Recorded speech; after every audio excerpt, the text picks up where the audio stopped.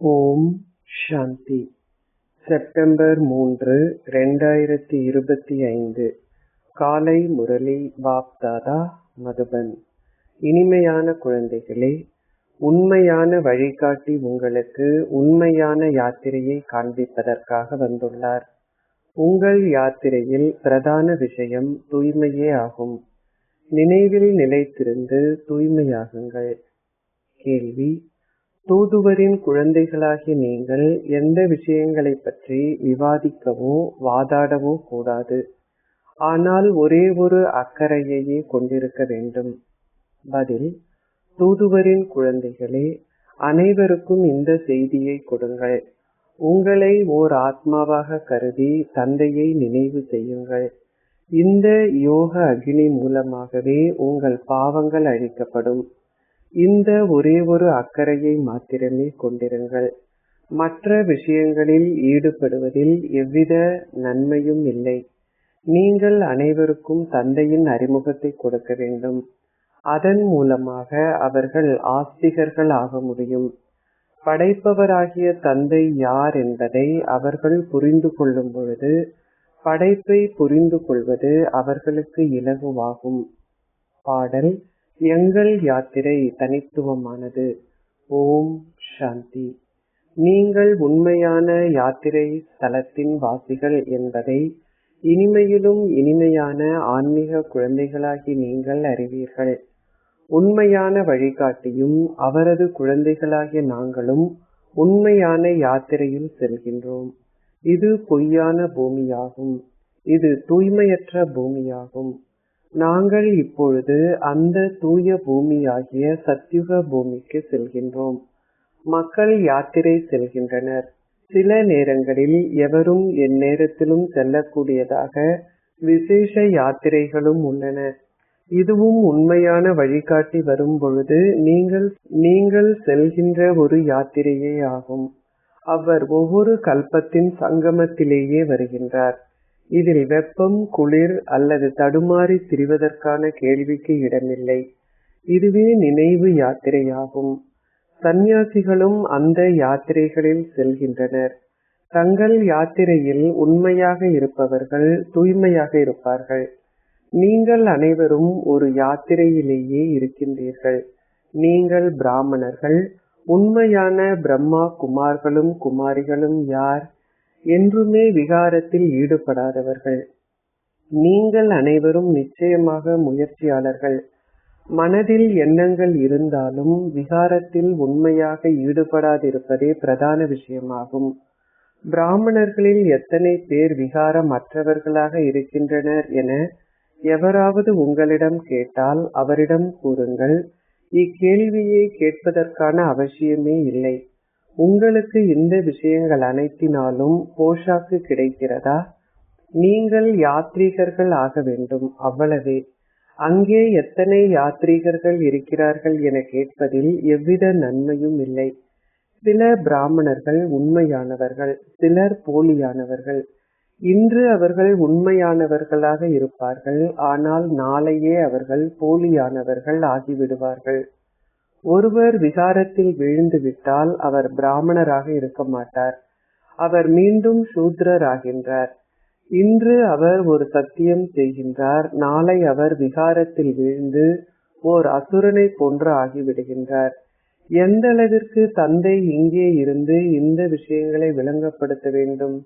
இந்த விஷயங்களால் உங்களுக்கு போஷாக்கு கிடைக்காது, அல்லது உங்கள் வாயும் இனிப்பூட்டப்பட முடியாது. இங்கு நாங்கள் தந்தையை நினைவு செய்வதுடன் தந்தையின் படைப்பின் ஆரம்பம், மத்தியமம், இறுதி பற்றியும் புரிந்து கொள்வதற்காகவுமே வருகின்றோம். வேறு எதிலும் பெருமதி இல்லை. அவர்களிடம் கூறுங்கள், இங்கு தந்தையை நினைவு செய்வது கற்பிக்கப்படுகிறது. தூய்மையே இதில் பிரதான விஷயமாகும். இன்று தூய்மையாக இருந்து பின்னர் தூய்மையற்றவர்கள் ஆகுபவர்கள் அதன் பின்னர் பிராமணர்களாக இருப்பதில்லை. நாங்கள் எவ்வளவு நேரம் இங்கிருந்து இந்த விஷயங்கள் அனைத்தையும் உங்களுக்கு கூற முடியும்? பலர் இவ்வாறாக மாயையின் புயல்களால் விழுந்து விடுகின்றார்கள். இதனாலேயே பிராமணர்களின் மாலை உருவாக்கப்பட முடியாது. நாங்கள் தூதுவரின் குழந்தைகள், உங்களுக்கு அவரின் செய்தியை கொடுக்கின்றோம். தூதுவரின் குழந்தைகளாகிய நாங்கள் உங்களுக்கு இந்த செய்தியை கொடுக்கின்றோம். உங்களை ஓர் ஆத்மாவாக கருதி தந்தையை நினைவு செய்யுங்கள். இந்த யோக அக்னி மூலம் உங்கள் பாவங்கள் அழிக்கப்படும். இந்த ஒரே ஒரு அக்கறையை மாத்திரமே கொண்டிருங்கள். மனிதர்கள் பல கேள்விகளை கேட்கின்றனர். இந்த ஒரு விஷயத்தை தவிர வேறு விஷயங்கள் எதிலும் ஈடுபட்டிருப்பதால் எந்த நன்மையும் இல்லை. இங்கு நீங்கள் எவ்வாறு ஒரு நாஸ்திகரிலிருந்து ஆஸ்திகர் ஆகுவது என்பதையும், ஓர் அனாதையிலிருந்து எவ்வாறு பிரபுவிற்கும் அதிபதிக்கும் உரியவர் ஆகுவது என்பதையும் அறிந்திருக்க வேண்டும். அதன் மூலம் நீங்கள் அதிபதியிடமிருந்து உங்கள் ஆஸ்தியை பெற முடியும். இவையே நீங்கள் கேட்க வேண்டிய விஷயங்களாகும். நீங்கள் அனைவரும் முயற்சியாளர்கள். பலர் விகாரத்தினாலேயே தோல்வியடைகின்றனர். ஒருவர் நீண்ட நாட்களின் பின்னர் தனது மனைவியை கண்டால் கேட்கவே வேண்டாம். ஒருவரிடம் மதுபானம் அருந்துகின்ற அல்லது புகை பிடிக்கின்ற பழக்கம் இருக்குமாயின் அவரால் அதை நிறுத்த முடியாது இருப்பதால் யாத்திரை செல்லும் போதும் அவர் ரகசியமாக மதுபானம் அருந்துவார் அல்லது புகை பிடிப்பார். எவராலும் என்ன செய்ய முடியும்? பலர் உண்மையை கூறாமல் தாங்கள் செய்வதை தொடர்ந்தும் மறைக்கின்றனர்.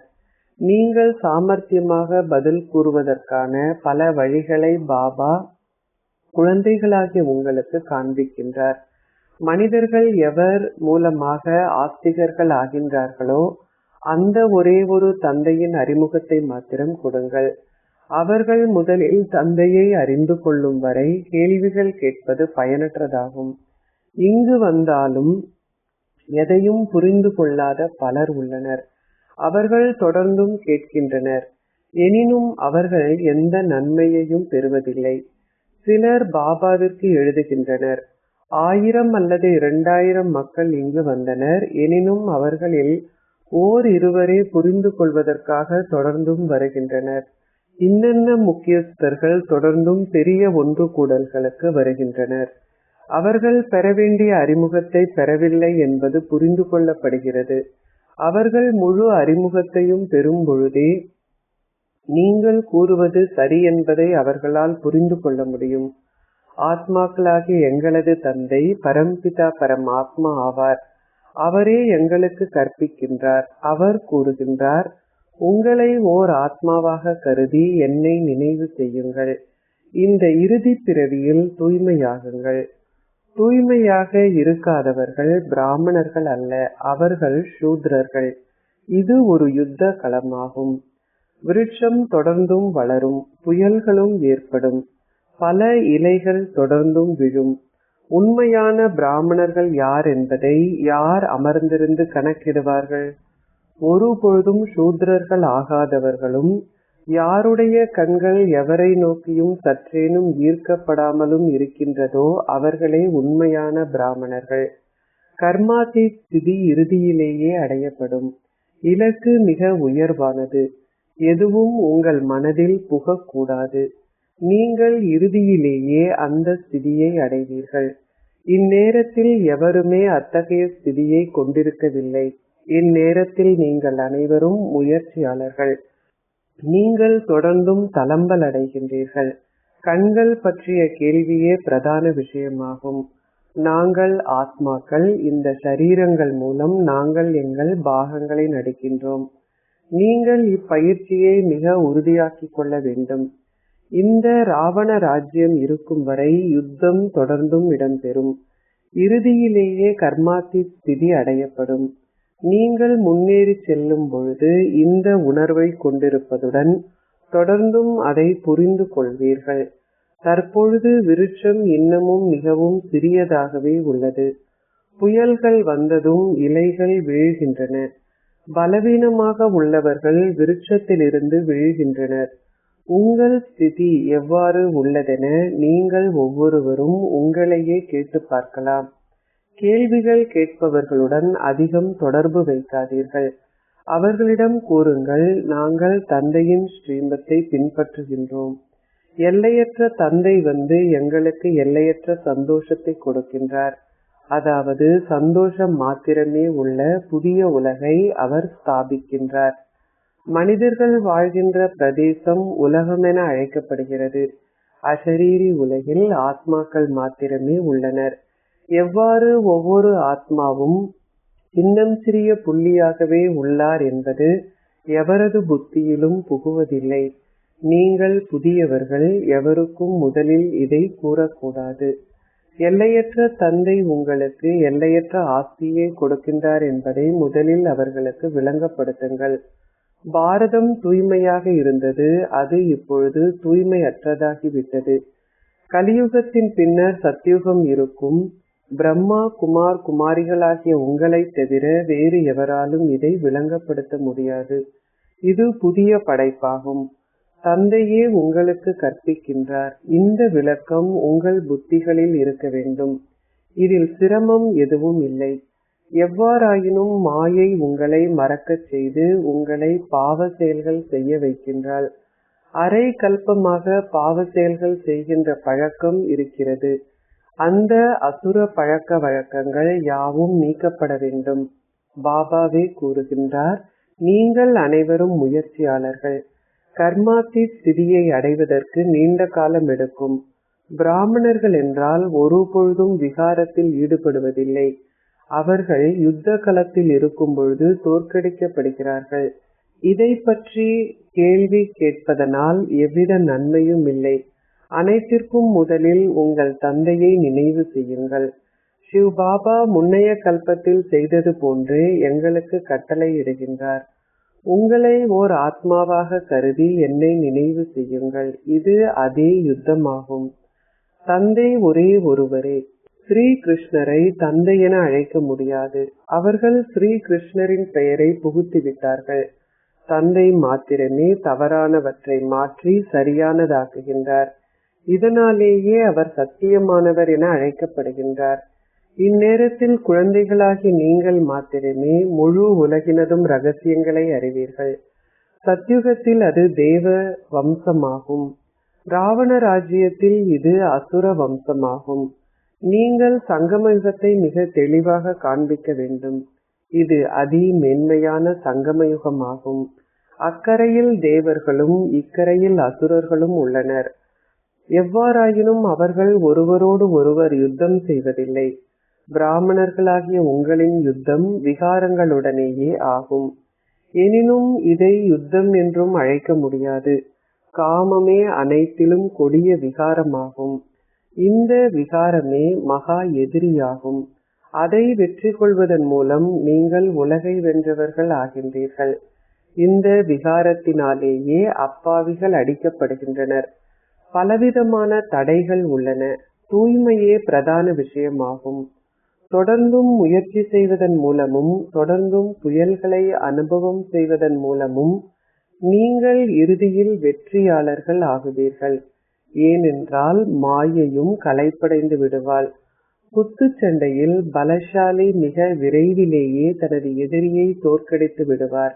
அவர்களின் வியாபாரம் மிக நன்றாக சண்டையிட்டு வெற்றி அடைவதாகும். பலசாலிகள் மிகவும் பிரபல்யமானவர்கள் ஆகின்றனர். அவர்கள் பரிசுகளையும் பெறுகின்றனர். இங்கு உங்களுடையது மறைமுகமானது. நீங்கள் தூய்மையாக இருந்தீர்கள் என்பதையும் இப்பொழுது தூய்மையற்றவர்கள் ஆகிவிட்டீர்கள் என்பதையும் ஆத்மாக்களாகிய நீங்கள் அறிவீர்கள். இப்பொழுது நீங்கள் மீண்டும் தூய்மையாக வேண்டும். அனைவருக்கும் இந்த செய்தியை கொடுங்கள். அவர்கள் கேட்கின்ற அந்த கேள்விகளில் அகப்பட்டு விடாதீர்கள். உங்கள் வியாபாரம் ஆன்மீகமாகும். பாபா ஆத்மாக்களாகிய எங்களை இந்த ஞானத்தால் நிரப்பினார். அதன் பின்னர் இந்த ஞானம் மறைந்ததும் நாங்கள் எங்கள் வெகுமதியை பெற்றோம். பாபா இப்பொழுது மீண்டும் ஒரு முறை எங்களை இந்த ஞானத்தால் நிரப்புகின்றார். இப்பொழுது உங்கள் போதையை பேணுங்கள். அவர்களிடம் கூறுங்கள், நாங்கள் தந்தையின் செய்தியை உங்களுக்கு கொடுக்கின்றோம்.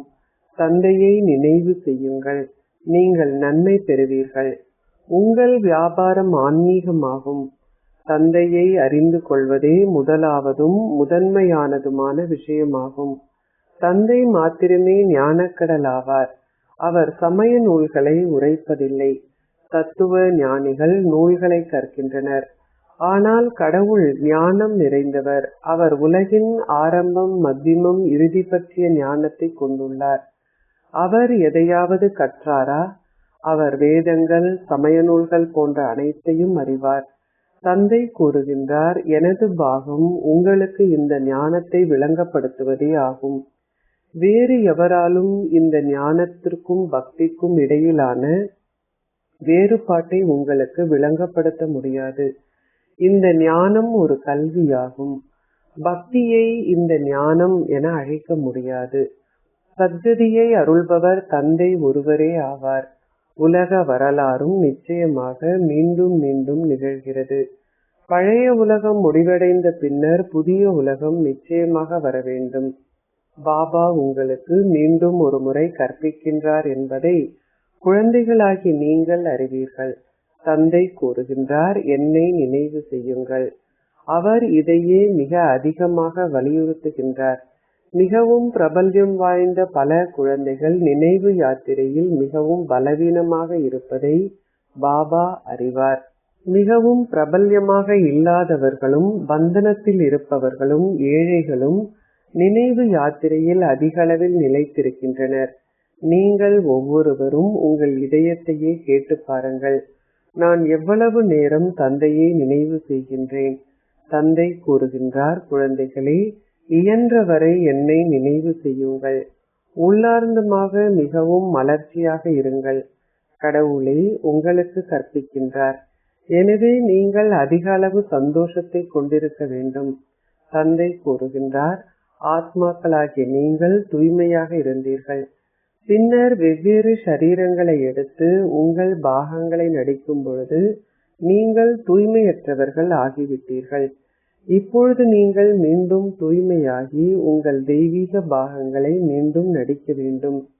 நீங்கள் தேவ தர்மத்திற்கு உரியவர்கள். நீங்கள் 84 பிறவிகளின் சக்கரத்தை சுற்றி வந்தீர்கள்.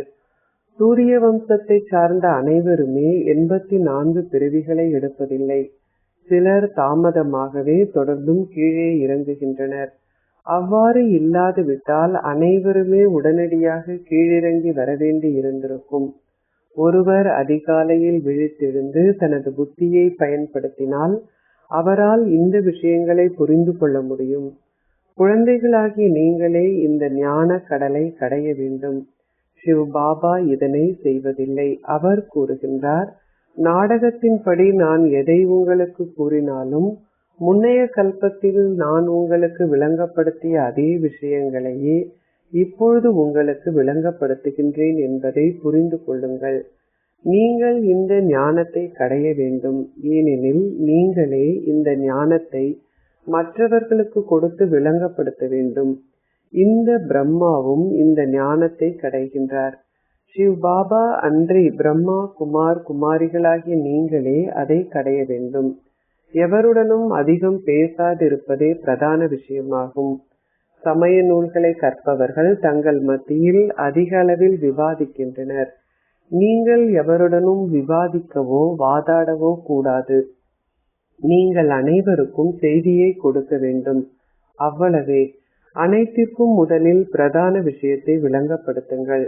உங்களுக்கு கற்பிப்பவர் யார் என்ற முதல் பாடத்தை அவர்களை எழுதுமாறு செய்யுங்கள். நீங்கள் இதனை அவர்களுக்கு இறுதியில் விளங்கப்படுத்தினால் அவர்கள் சந்தேகத்தை வளர்த்துக் கொள்வார்கள். அவர்கள் புத்தியில் நம்பிக்கை கொண்டிராததால் எதையும் புரிந்து கொள்வதில்லை. அவர்கள் கூறுகின்றனர், நீங்கள் கூறுவது சரியே. முதலில் படைப்பவரான தந்தையை அறிந்து கொள்ளல் என்ற பிரதான விஷயத்தை விளங்கப்படுத்திவிட்டு பின்னர் படைப்பின் ரகசியங்களை விளங்கப்படுத்துங்கள். கீதையின் கடவுள் யார் என்பதே பிரதான விஷயம். நீங்கள் அதில் அவர்களை வெற்றி கொள்ள வேண்டும். முதலில் எந்த சமயம் ஸ்தாபிக்கப்பட்டது? பழைய உலகை புதியதாக்குபவர் யார்? தந்தை மாத்திரமே இந்த புதிய ஞானத்தை ஆத்மாக்களுக்கு கொடுக்கின்றார். இதன் மூலமாகவே புதிய உலகம் ஸ்தாபிக்கப்படுகிறது. உங்களுக்கு தந்தையையும் புதிய படைப்பையும் இனம் காண்பதற்கான ஞானம் கொடுக்கப்பட்டுள்ளது. முதலில் அவர்களுக்கு ஆல்பாவை உறுதியாக்குங்கள். அதன் மூலம் அவர்களால் நிச்சயமாக ராஜ்யத்தை அடைய முடியும். தந்தையிடமிருந்து மாத்திரமே உங்களால் இந்த ஆஸ்தியை பெற முடியும். நீங்கள் தந்தையை அறிந்து கொண்டதுமே ஆஸ்திக்கான ஒரு உரிமையை பெறுகின்றீர்கள். ஒரு குழந்தை பிறந்ததும் தனது பெற்றோரையே பார்ப்பதனால் அது அக்குழந்தைக்கு நிச்சயமாகி விடுகிறது. அந்த குழந்தை தனது தாய் தந்தையிடம் மாத்திரமே செல்கிறது, வேறு எவரிடமும் செல்வதில்லை. ஏனென்றால் தாயிடமிருந்தே அவனுக்கு பால் கிடைக்கிறது. நீங்களும் இந்த ஞான பாலை பெறுகின்றீர்கள். அவரே தாயும் தந்தையும் ஆனவர், இல்லையா? இவை மிகவும் சூட்சுமமான விஷயங்கள். எவராலும் இந்த விஷயங்களை விரைவாக புரிந்து கொள்ள முடியாது. அச்சா, இனிமையிலும் இனிமையான அன்பிற்குரிய, எப்பொழுதோ காணாமல் சென்று இப்பொழுது கண்டெடுக்கப்பட்டிருக்கும் குழந்தைகளுக்கு உங்கள் தந்தை தாயாக இருக்கும் பாப் தாதாவின் அன்பும் நினைவுகளும் காலை வந்தனங்களும். ஆன்மீக தந்தை ஆன்மீக குழந்தைகளுக்கு நமஸ்தே கூறுகின்றார். ஆன்மீக குழந்தைகள் ஆன்மீக தந்தைக்கு நமஸ்தே கூறுகின்றோம். தாரணைக்குரிய சாரம் 1. ஓர் உண்மையான தூய பிராமணராகுங்கள். தூய்மையற்ற சூத்ரர் ஆகின்ற எண்ணத்தை உங்கள் மனதில் ஒருபொழுதும் கொண்டிருக்காதீர்கள். உங்கள் கண்கள் வேறு எவர் மீதும் ஒருபொழுதும் ஈர்க்கப்படாதவாறு அத்தகைய ஸ்திதியை உருவாக்குங்கள். 2. தந்தை உங்களுக்கு விளங்கப்படுத்துகின்ற அனைத்தையும் நினைவில் வைத்திருங்கள். பாவ செயல்கள் செய்ததால் உருவாகிய அசுர பழக்க வழக்கங்களை முடித்து விடுங்கள். சம்பூர்ணமான தூய்மை என்ற மேன்மையான இலக்கை அடைவதற்கு தொடர்ந்தும் முயற்சி செய்யுங்கள். ஆசீர்வாதம்.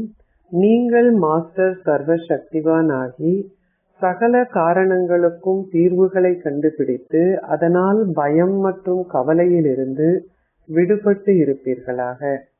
தற்சமயம் தற்காலிக சந்தோஷத்துடன் கூடவே கவலை மற்றும் பயம் என்ற 2 விஷயங்களும் உள்ளன. எங்கே கவலை உள்ளதோ அங்கே மனம் அமைதி இருக்க முடியாது. எங்கே பயம் உள்ளதோ அங்கே அமைதி இருக்க முடியாது. எனவே சந்தோஷத்துடன் கூடவே துன்பம் மற்றும் அமைதியின்மைக்கான காரணங்களும் உள்ளன. எவ்வாறாயினும் நீங்கள் சகல சக்திகள் என்ற பொக்கிஷங்களால் நிரம்பியுள்ள மாஸ்டர் சர்வ சக்திவான் குழந்தைகள். காரணங்கள் அனைத்திற்கும் தீர்வுகளை கொண்டு கொள்பவர்கள். சகல பிரச்சனைகளுக்கும் தீர்வுகளை கண்டுகொள்ளும் தீர்வுகளின் சுரூபங்களாக இருப்பவர்கள். அதனால் நீங்கள் கவலை மற்றும் பயத்திலிருந்து விடுபட்டுள்ளீர்கள். உங்களுக்கு முன்னால் வருகின்ற எந்த ஒரு பிரச்சனையும் உங்களுடன் விளையாடவே வருகின்றன, உங்களை பயப்படுத்துவதற்காக அல்ல. ஸ்லோகம். உங்களின் மனோபாவத்தை விருத்தியை மேன்மையாக்குங்கள். உங்களின் வீடும் குடும்பமும், அதாவது பிரவிற்த்தி, இயல்பாகவே மேன்மையானவை ஆகும். அவ்யக்த இஷாரா. இப்பொழுது அன்பென்னும் அக்னியை ஏற்றி உங்களின் யோகத்தை எரிமலையாக்குங்கள். காலத்திற்கு ஏற்ப பிராமண ஆத்மாக்களான நீங்கள் நெருங்கி வரும்பொழுது நீங்கள் சூழலையும் அக்னி போன்று சக்தி வாய்ந்தது ஆக்குவதற்காக தொடர்ந்து சேவை செய்ய வேண்டும்.